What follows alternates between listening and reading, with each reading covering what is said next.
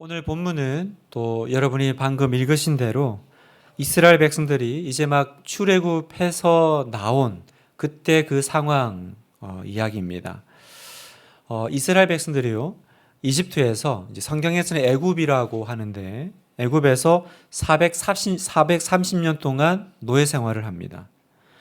여러분, 그 당시에 노예라고 하는 것은 그냥 이렇게 어디서 뭐 종살이 하는 정도가 아니라 전혀 인권이라는 것이 없죠. 생명만 부지할 뿐이지 거의 짐승과 같은 취급을 받았습니다. 비참한 생활을 하면서 노동력을 착취당하는 것입니다. 430년입니다. 여러분, 우리나라가 일제강점기가 약 한 35년이라고 하잖아요. 여러분, 그 35년도 얼마나 여러분 비참했습니까? 하물며 노예로 430년을 그렇게 살았으니까 그 안에 그 고통과 그 괴로움은 얼마나 심했겠으며 또 얼마나 자유가 간절했겠어요. 이스라엘 백성들은 끊임없이 하나님께 우리에게 자유를 주세요, 우리를 구원해 주세요, 그렇게 부르짖고 또 부르짖었을 겁니다. 그리고 성경에 보면 그들의 부르짖음이 이제 하나님께 상달되죠. 출애굽기 2장 23절에 보니까 여러 해 후에 애굽 왕은 죽었고 이스라엘 자손은 고된 노동으로 말미암아 탄식하며 부르짖으니 그 고된 노동으로 말미암아 부르짖는 소리가 하나님께 상달된지라. 자, 여러분, 여기서 하나님께 그 부르짖음이 상달되었다라는 이 말은 하나님이 잘 못 듣고 계시는데 계속 부르짖고 얘기하니까 드디어 하나님께 그 소리가 닿았다라는 그 말이 아닙니다. 하나님께 상달되었다라는 말은 무슨 말이냐면 이제 하나님이 그들의 기도에 응답할 때가 되었다라는 뜻이라는 거죠. 바로 하나님의 타이밍입니다. 하나님은 모든 상황을 살피시고요, 마음의 믿음까지 보시고 그리고 때를 기다리시고 그 때에 맞추어서 역사하셨다라는 뜻입니다. 이게 바로 부르짖는 소리가 하나님께 닿았다라는 뜻입니다. 성도 여러분, 하나님의 일에는 하나님의 때가 있습니다. 하나님의 타이밍이 있어요. 하나님의 응답이 더디게 보이더라도요, 그건 지금 하나님이 못 듣고 계신 게 아닙니다. 하나님은 우리가 기도하는 그 순간부터 우리의 기도를 들으시고요, 그러나 하나님의 때를 기다리시는 거죠. 왜요? 그때가 되어야만 하나님이 계획하시고 원하시는 모든 역사들이 이루어지기 때문입니다. 여러분, 성경의 요셉은 하나님이 요셉과 함께 하셨습니다. 그래서 성경은 요셉이 형통했다고 합니다. 하지만 여러분, 요셉은 형통했지만 감옥에서 나오지 못했습니다. 감옥에서 몇 번이나 꿈을 해몽해 주면서 그 사람들이 자기를 구원해 줄 수 있는 기회가 있었지만 하나님은 그 기억력을 지우셨습니다. 요셉은 언제 나와야 됩니까? 요셉은 내가 원할 때 나오는 것이 아니라 하나님께서 나오라고 할 때 나와야 되는 것입니다. 왜 그렇죠? 하나님의 때에 요셉은 애굽 총리의 자리에 올라가야 하기 때문입니다. 그렇지 않고 그 전에 나왔으면 요셉은 그냥 집에 돌아가는 중범죄자, 그러나 광복절 특사같이 나온 그 한 사람에 불과하지 않았을 것입니다. 하나님은 그 때를 기다리셨고요, 그리고 그 때에 맞는 한 인물을 준비하셨죠. 바로 모세입니다. 모세를 준비하셔서 이제 이스라엘 백성들을 그 이집트의 그 탄압에서 구원해 내시는데요. 그러나 그거 쉽게 그대로 되지 않았습니다. 바로 왕은요, 파라오죠. 바로는 모세가 오기를 기다렸다가 모세가 도착하니까 데려가시오 하지 않았습니다. 하나님의 10가지 재앙을 내리신 후에야 이스라엘 백성들은 나올 수 있었습니다. 그 강팍한 마음으로 버티던 바로는요, 그 10가지 중에 마지막 재앙까지 버텨요. 그리고 그 마지막 재앙에 가서야 움직입니다. 그 마지막 10번째 재앙이 무엇이었어요? 애굽의 모든 장자들을 다 죽이는 것입니다. 위로 바로의 아들부터 그 아래 애굽에 사는 모든 사람들, 노예에 이르기까지 첫 번째 장자를 하나님이 다 죽음으로 치셨습니다. 성경에 보면 심지어 짐승의 첫 태생까지도 치셨다라고 말씀하세요. 자, 이렇게 되니까 어떻게 돼요? 바로의 마음에 너무나 두렵다라는 생각이 그 바로의 마음을 이렇게 사로잡았습니다. 그리고 바로는 모세를 불러서 이 백성을 데리고 가라라고 말을 하죠. 성도 여러분, 아무리 강팍하고 아무리 대단하고 절대로 움직이지 않을 것 같은 문제를 할지라도요, 하나님 앞에서 버틸 수가 없습니다. 그 당시 전 세계 그 최고 군주였던 그 바로의 마음에 너무나 두렵다라는 마음이 들게 하신 분은 하나님이십니다. 하나님이 움직이시면 닫힌 문도 열게 되어 있다라는 거예요. 여러분 앞에 어떤 움직이지 않는 문제처럼 보이는 것이 있습니까? 하나님의 때를 기다리십시오.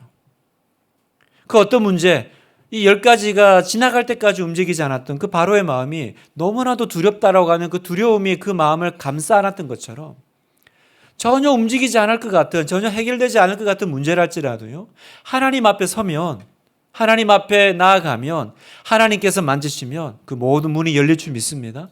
그 모든 문제가 해결의 실마리가 보일 줄 믿습니다.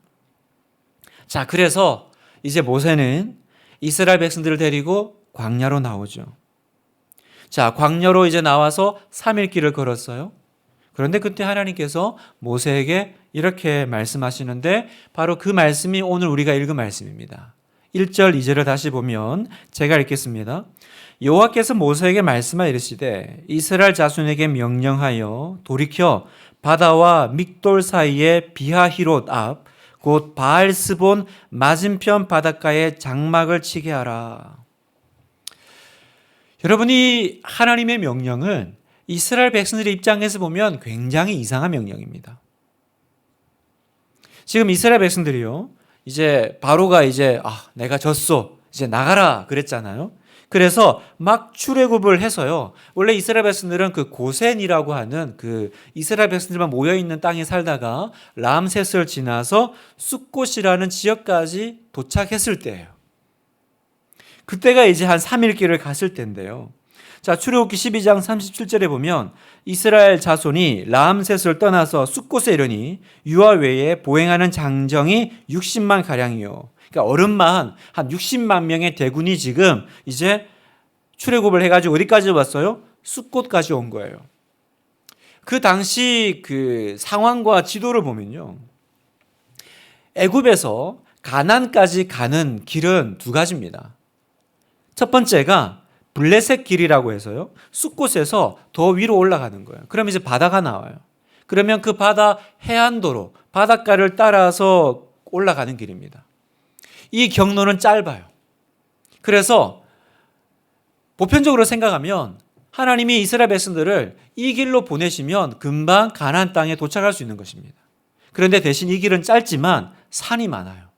산이 많다라는 건 산적이나 그죠? 그런 공격을 받을 위험이 있다라는 거죠. 그래서 이 길은 짧지만 좀 위험을 감수해야 됩니다. 그래서 다른 길이 있어요. 조금 더 길지만 그래도 직선길이 있습니다. 숫곳에서 예루살렘 지역까지 그대로 직행로로 통과하는 것입니다. 이 길은 주로 그 당시에 상인들이 다녔던 길입니다. 그러니까 지금 일반적으로 생각을 하면 이제 숫곳까지 와서 우리가 이제 가나안을 향해 간다. 그러면 하나님께서 그 해안도로로 올라가게 하든지 아니면 이제 직행로로 이제 통과하게 하는 그것들을 우리가 이제 짐작할 수 있는 거죠. 그런데 하나님의 명령은 무엇이냐? 2절을 다시 보세요. 이스라엘 자손에게 명령하여 돌이켜 바다와 믹돌 사이의 비하히롯 앞 바알스본 맞은편 바닷가에 장막을 치게 하라. 자, 여기서 중요한 단어가 돌이켜예요. 우리가 그냥 읽으면 쑥 지나가는 아무도 관심을 가지지 않은 단어입니다. 돌이켜라는 말은 뭐냐면 왔던 길로 되돌아가라는 뜻입니다. 그래서 여러분 세 번역본을 보면 오던 길로 다시 돌아가 이렇게 번역되어 있습니다. 이렇게 내려왔는데 다시 돌아가라는 거예요. 그 길이 지금 바알스본입니다. 지금 하나님의 명령대로 하면 왜 이게 지금 이스라엘 백성들 입장에서 이상하냐면 지금 말씀한 대로 하면 애굽에서 나왔는데 오히려 다시 애굽과 가까워지는 모양새가 된다는 거죠. 아마 이스라엘 백성들은요, 반신반의하면서 계속 따라갔을 겁니다. 설마 다시 돌아가는 건 아니겠지. 그래도 모세가 이끌고 가니까 아마 믿고 따라갔을 것입니다. 하나님께서 가라고 하신 그 지역의 이제 이름이 믹돌인데, 믹돌은 망대가 있는 곳입니다. 망대가 뭐예요? 적의 침입이나 동태를 살피기 위해 세운 곳이죠. 그리고 망대는 주로 이제 높은 곳에 있죠. 그 근처에 바알스본이 있고 오른쪽에 이제 홍해가 있는 거예요. 그래서 이스라엘 백성들 아마 그렇게 생각했을 거예요. 아, 하나님이 우리가 너무 피곤하니까 3일길 걷고 잠깐 쉬라고 그러시나? 이제 망대도 있으니까. 아마 그렇게 생각했는지도 모릅니다. 그런데 이제 문제가 발생했어요. 어떤 문제가 발생했어요? 이스라엘 백성들의 예상과는 달리 5일째 되는 날 보니까 파로의 군대가 코미까지 쫓아오고 있었던 거예요. 그 사이에 바로의 마음이 바뀌었어요. 아, 내가 졌어. 다 가라. 그랬는데 그 사이에 마음이 바뀌었어요. 자, 그 내용이 5절에 나오는데 같이 한번 읽어볼까요? 시작. 그 백성이 도망한 사실이 애굽 왕에게 알려짐에 바로와 그의 신하들이 그 백성에 대하여 마음이 변하여 이르되 우리가 어찌 이같이 하여 이스라엘을 우리를 섬김에서 놓아 보내었는가 하고. 자, 바로 왕이 왜 마음이 바뀌었을까? 여기 보면 바로와 그 신하들이 그 백성에 대하여 마음이 변하여 왜 마음이 바뀌었을까요? 여러분 그 당시에 그 60만 대군이라 그랬잖아요.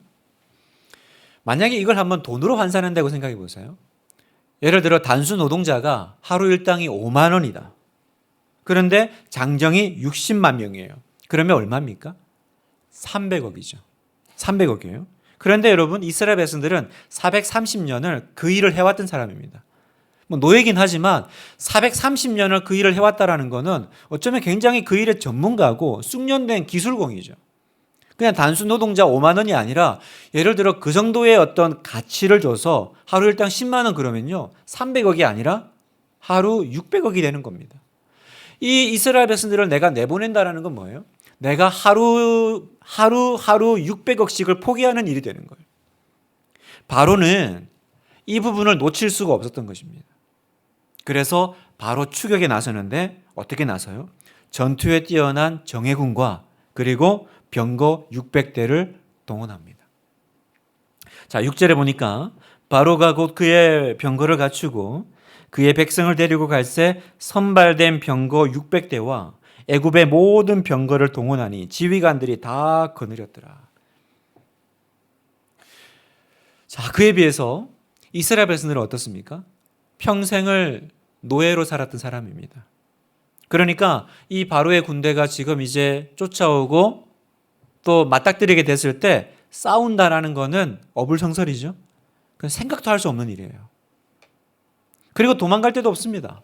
지금 하나님이 가라고 해서 밀어놓은 곳은요. 한쪽에는 산이고요. 한쪽에는 바다입니다. 딱 죽기 좋은 곳에 갖다 놓은 거죠. 사랑하는 성도 여러분, 이런 일이 신앙생활하는 우리의 현실 가운데서도 나타난다는 거죠. 나는 예수 그리스도를 믿고 그 진리 가운데서 영적인 자유를 얻었습니다. 나는 이제 하나님을 믿고 하나님의 자녀로 살아가는 사람이 되었습니다. 그런데 이상하게도 하나님을 믿고 출발한 생활이요. 계속 뭔가 거꾸로 돌아가는 느낌이 들어요. 이상하게 어려운 난관으로 빠지는 것 같다라는 것입니다. 아, 내가 하나님을 믿고 교회에 나온 이유가 뭐예요? 내가 이 고통의 멍에를 벗기 위해서 나온 거잖아요. 그런데 오히려 예수 믿고 교회 다니고는 환난이 더 찾아옵니다. 어려움이 잦아들질 않아요. 꼭 이스라엘 상황 같은 거예요. 한쪽은 산이고 한쪽은 바다고 뒤에는 나 죽이려고 쫓아오는 바로의 군대. 하나님의 보호는커녕 오히려 완전히 막다른 골목에 지금 내몰려서 봉착되어 있습니다. 살 길은 이제 오로지 하나, 이 애굽 군대를 돌파하는 거예요. 가당키는 합니까, 여러분? 이 완전한 위기죠. 성도 여러분, 신앙생활하면서 이런 어려움 경험하신 분 계세요? 하나님 말씀대로 살려고 하는데 왜 나에게 이런 일이 일어나지? 괴로워해 본 적이 있으십니까, 여러분? 여러분, 예수 믿는 우리에게는 내가 예수 믿는다고 해서 그 고난과 환난이 피해가는 것이 아니에요. 여러분, 성경은 우리에게 그런 것들을 약속하지 않습니다. 우리 주님도 십자가의 고통이 있었습니다. 사도 바울에게는요, 3번이나 기도할 만큼 자기를 괴롭히는 가시가 있었어요. 학자들은 그 가시가 육체적인 고통이었는지 아니면 사도 바울을 집요하게 괴롭히는 사람이었는지 이렇게 좀 의견이 분분합니다만, 어쨌든 사도 바울은 가는 곳마다 고난을 당했습니다. 여러분, 초대교회 성도들이 얼마나 핍박을 받았습니까? 하나님을 믿지만, 하나님의 인도하신 가운데 걸어가지만, 여러분, 그 길에도요, 분명히 고난과 고통이, 환난이 있더라고요. 아니요, 어쩌면 하나님이 우리를 오히려 더 그 길로 인도해 가는 느낌이 들기도 합니다. 돌이켜라는 거예요. 돌이켜. 이 단어. 돌이켜. 구원해 놓고는 다시 그 속으로 밀어넣는 듯한 느낌이 들 때가 있지 않아요, 여러분? 그렇다면 여기서 예수님 믿는 사람과 믿지 않는, 안 믿는 사람의 차이는 뭘까요? 그건 내가 지금 고통과 환난을 당한다, 안 당한다의 차이가 아니라는 거예요.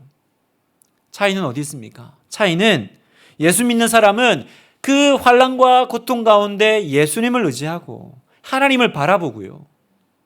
안 믿는 사람은 자기 능력과 환경을 의지한다는 거예요. 차이는 여기 있어요. 사랑하는 성도 여러분, 신앙생활 가운데 고난이 찾아왔습니까? 내가 하나님 말씀대로 살려고 하는데 오히려 하나님께서 나를 더 어려운 상황 가운데로 인도하시고 밀어넣는 것처럼 느껴지세요? 이상하게 여기지 마세요. 우리의 차별은 고난이 왔을 때 내가 어떤 태도를 취하느냐에 있는 겁니다. 나의 인생에 어려움이 있느냐 없느냐가 아니라 그때 나는 누구를 바라보고 누구를 의지하느냐, 여기에 예수를 믿는 자와 믿지 않는 자의 차이가 있는 거예요. 자, 그래서 이스라엘 백성들이 어떻게 합니까? 이제 다급해졌어요. 그래서 부르짖죠. 여러분, 부르짖는다라는 것은 기도를 의미합니다. 그런데 이스라엘 백성들의 그 부르짖는 기도는 하나님을 기쁘시게 하는 기도가 아니었습니다. 자, 10절 같이 한번 읽어보겠습니다. 시작. 이스라엘 자손이 심히 두려워하여 여호와께 부르짖고 그들이 또 모세에게 이르되 애굽에 매장지가 없어서 당신이 우리를 이끌어내어 이 광야에서 죽게 하느냐? 어찌하여 당신이 우리를 애굽에서 이끌어내어 우리에게 이같이 해야 하느냐? 여러분, 기도죠. 기도는 기도인데 어떤 기도예요? 원망의 기도입니다.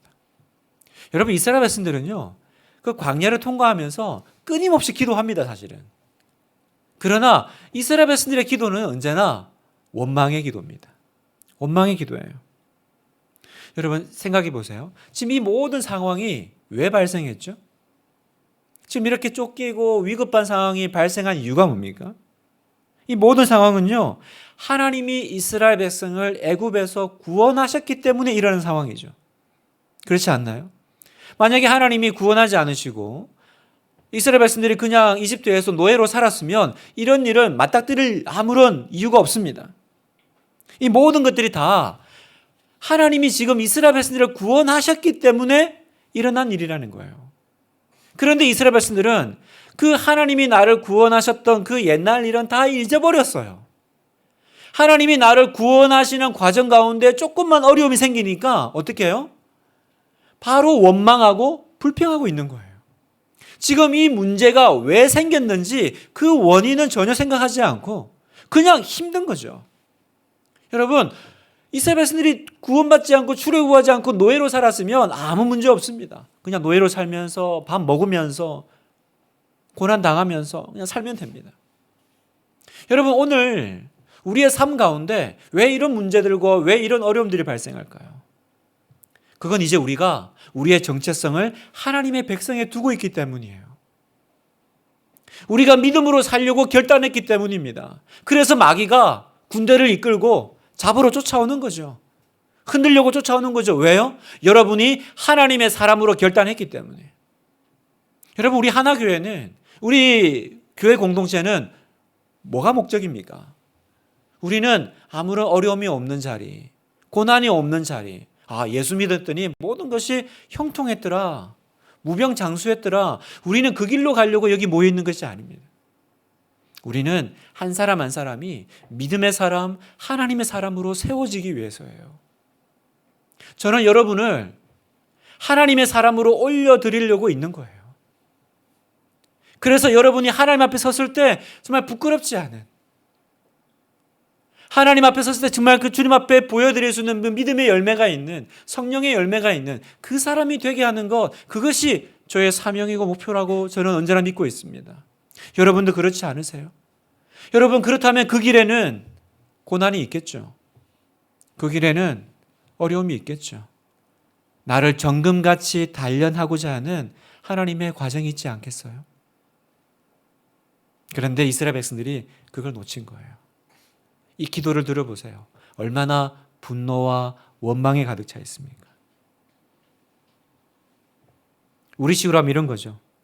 나를 억지로 교회 데려오더니 예수 믿고 좋은 게 하나도 없네. 한번 이 꼴을 좀 봐봐. 결국 이 모양 이 꼴 살려고 내가 이렇게 신앙을 가졌던가, 이렇게 믿음을 가졌던가. 우리식으로 하면 그런 거 아니겠어요?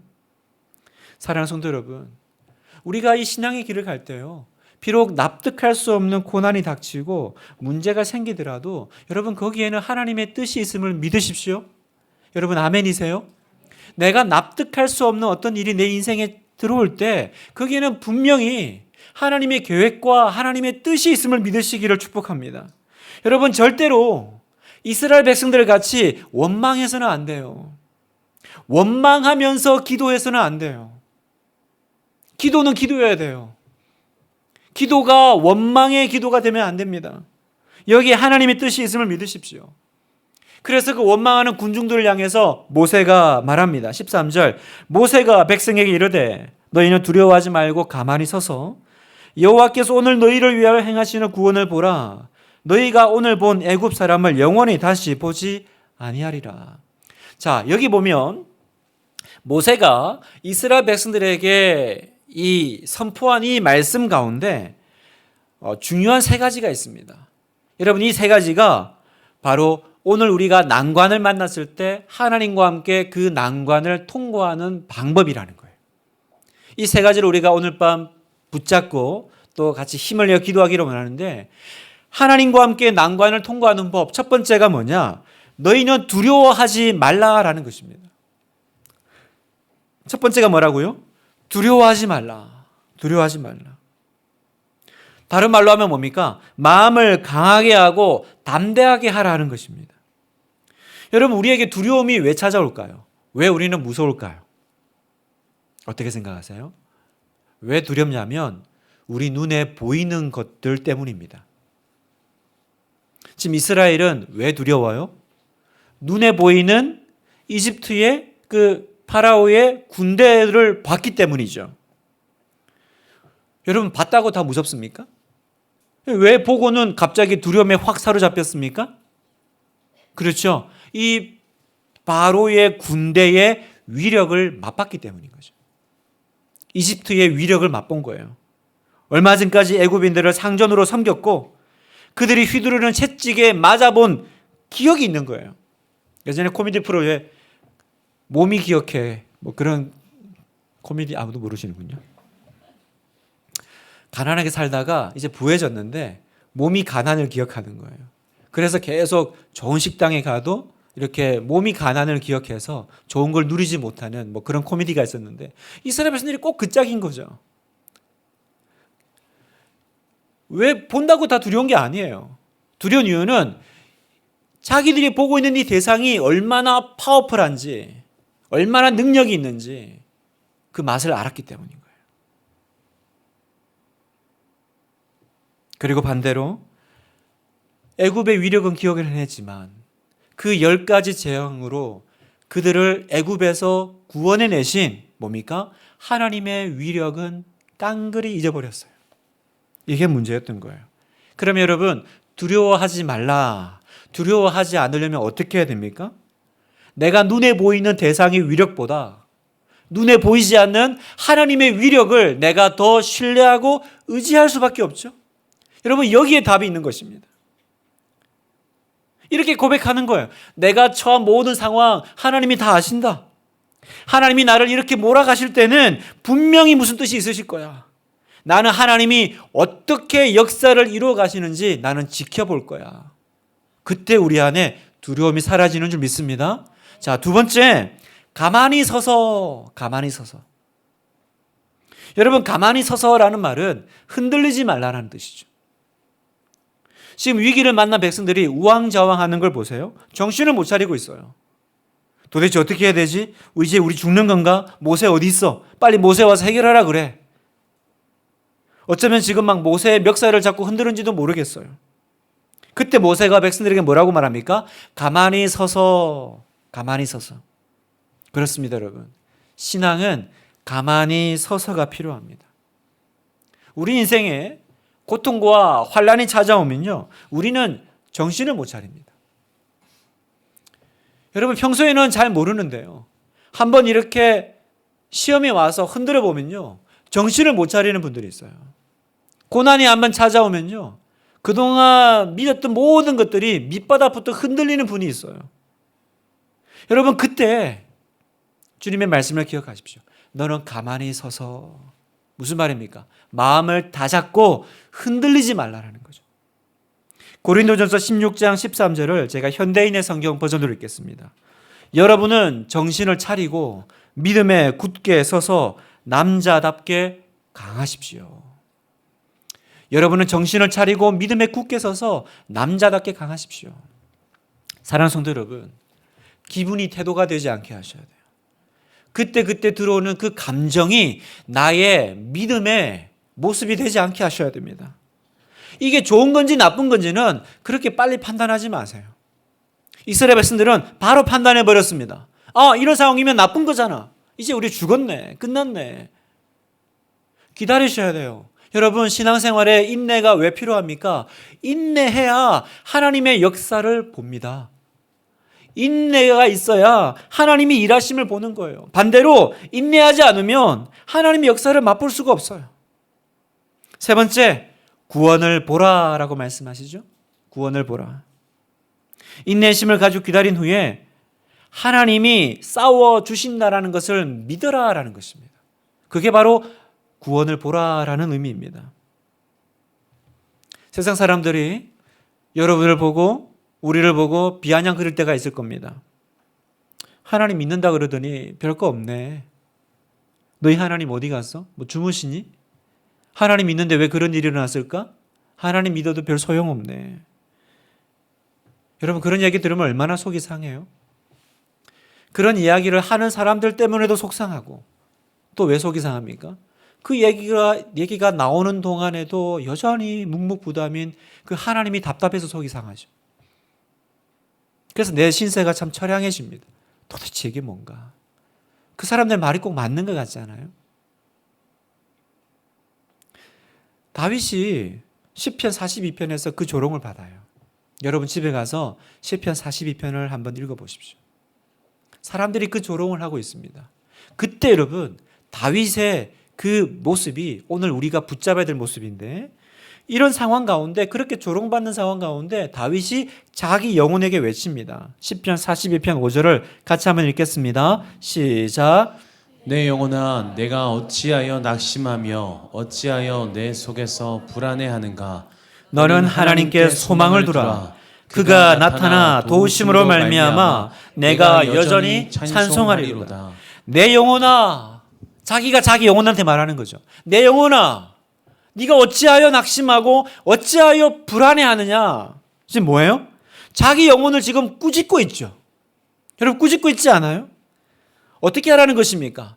그 불안해하고 그 흔들리고 그 하나님을 믿지 못하는 그 영혼을 그냥 그 상태로 내버려 두지 말라라는 것입니다. 때로는 꾸짖으십시오. 너 왜 이렇게 불안해? 너 믿음 어디 있어? 잠잠히 하나님만 바라봐. 새 일을 행하실 그 하나님을 찬양해.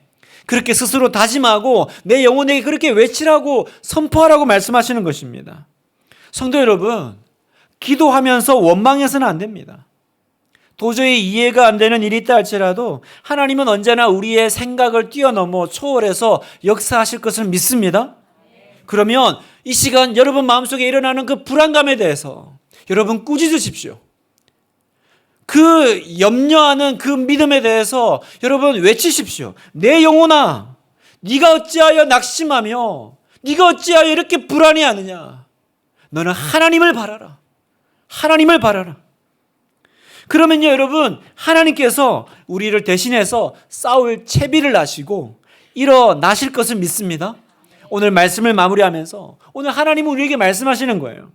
너희가 광야에 갇혔다고 말할 때 그때 내가 역사할 거야. 가만히 서서 보고 내가 명령하는 대로 따르라 라고 말씀하십니다. 그러면 바다가 갈라져서 육지처럼 될 거야. 지금까지 너희를 괴롭히며 쫓아왔던 그 모든 것들이, 모든 자들이 다 수장되고 다 죽게 될 것이다. 여러분, 이게 하나님이 왜 오는 길로 되돌아가 거기에 장막을 칠하신 이유예요. 왜요? 그 쫓아오는 그 모든 것들을 끝내시려고, 그 모든 문제를 해결하시려고, 때로는 나 여기까지 도망왔는데 다시 그 길로 되돌아가라는 것처럼 볼 때가 있다는 거예요. 사랑하는 성도 여러분, 하나님은 언제나 우리가 상상할 수 없는 기막힌 방법으로 위기에 처한 자기 백성을 구원하시는 능력의 하나님이신 줄 믿습니다. 그러니 여러분, 하나님이 홍해를 가르셨습니까? 그 얘기는 뭐예요? 하나님이 오늘 여러분의 인생의 고난의 파도도 바다도 가르실 줄 믿습니다. 여러분 아멘이시죠? 여러분, 하나님께서 여러분의 인생의 바다를 가르실 것을 믿습니다. 사면초가의 상황에서 너무나도 놀랍고 너무나도 황홀하고 너무나도 멋진 모습으로 우리를 구원하신 그 하나님, 그 하나님을 경험하시는 우리 모든 하나교회 성도 되시기를 주님의 이름으로 축복합니다.